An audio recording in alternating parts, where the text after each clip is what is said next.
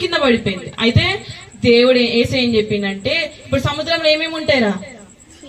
చేపలు, dolphins, shark చాలా ఉంటాయి కదా, అట్లానే ఉన్నాయంట. అయితే ఒక తిమింగలం అని ఒక డాల్ఫిన్ ఉండేది.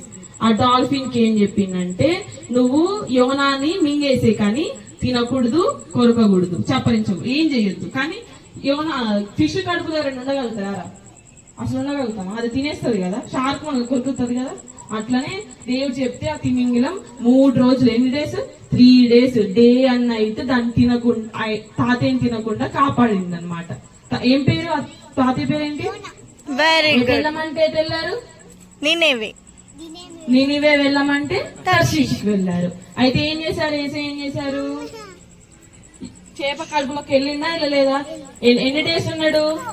3 days తర్వాతకి ఇక యోనా తాతయ్య సారీ చేసి ఇంకోసారి చెయ్యను అని చెప్తే 3 days తర్వాతకి ఒడ్డునొచ్చి చేప కక్కేసింది.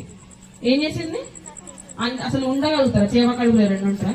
ఉండరు. కానీ యోనా తాతయ్య ఉన్నారు. ఎందుకున్నారు? ఏసే చెప్పింది కాబట్టి ఉన్నారు. మనం కూడా మాట వింటే మనం అట్లా అవ్వము. ఓకేనా? పనిష్మెంట్స్ మనకి రావు. ఓకేనా? నా అర్థమైందా? స్టోరీ అర్థమైందా? తాతయ్య పేరేంటి? ఎటు వెళ్ళమన్నారు ఏసయ్య? నినివే వెళ్ళమంటే తర్షీషు వెళ్ళారు. ఎట్లా వెళ్ళారు? పడవలో వెళ్ళారు. ఓకే.